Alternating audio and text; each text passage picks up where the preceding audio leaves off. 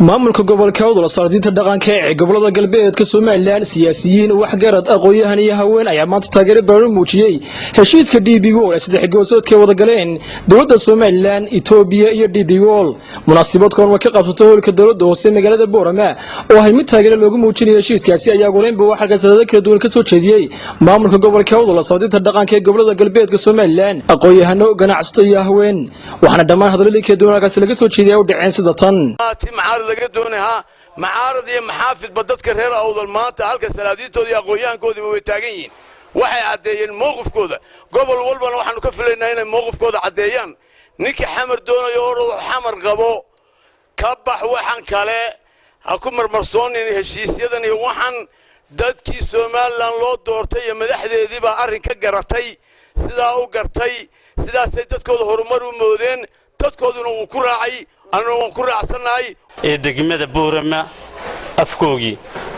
run ahaantii waa guul u soo hoyatay heshiiskaas waa darka Soomaaliland loo xidhay ee horumarkiisa kor u qaaday waa darka kale haateen leenahay dekada berberaad run ahaantii inuu heshiiskii dhammaystiran madaxweynaha qaranku waan uga mahad celinaynaa wadahdeeda iyo dawladda Soomaaliya ku dhacsan tahay oo ina soo dhaafsanin waa hadal iyo haloos baan leeyahay sida islaantaasi ula dhacday xaabada iyo xamar dhexdeeda ula dhacsan tahay waxay berbere ka qaadi kartaana ma jirto waan in iska hadlo baan leeyahay ay ku heshiiyeen waxaan leenahay dadweynaha Boorama jooga haddii aanu nahay madax dhaqameed iyo shacbigoodiiba taageero buuxdaan siinaynaa in dekadaasi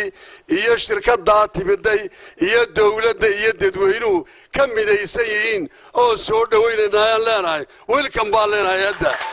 kaliya waxaan leeyahay dhaqanka waxa jira haddii imiga shanshacada lagu dhiibo ninka rag iyo lafta ma qaawin jirin inta dusha markuu ka cuno lafta ma qaawin jirin ninka ragi waar dekada berbera cidda inagu xagxaganaysa ma ogolina wakaa dareenka iyaguye marmarna hadal qaada dekadaha yaryar sida lugayo kale salaamu calaykum colaada siiriga colaada la afuufaya hal la daayo nabadgelyada hal laga shaqeeyo waa kow BBWell iyo Somaliland heshiis laba geesood ay galeen marka hore heshiiskii waxa ku soo biiray Itoobiya baarlamaankeeni wakiilkaynaga ahaa shalay waad arkaysoona uu isku haystay wali ma ansixinin anigu waxaan qabaayay inaan ka hordagin baarlamaankeenu markuu israaco wixii uu go'aamiyo annaguna taageerno salaamu calaykum soo dhaweeyna arrinka waan taageersanahay dawladda Soomaaliland iyo heshiiska ay la gashay shirkadda BBWell iyo cidda kale soo raacdaba aad iyo aad baan u taageersanahay DPO Somaliland iyo Itoobiya heshiiska ay galeen aad iyo aad baan ugu hambalyeeynaa waa heshiis ay galeen cidii u idmanayd ee mas'uulka ka ahayd qarankan aan dooranay ay galeen weey waa heshiis aan wax goldaloolo u leeyahay oo cidii camiraysay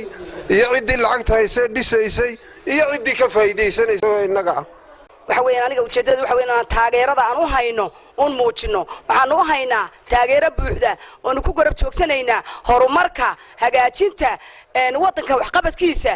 iyo ubuucda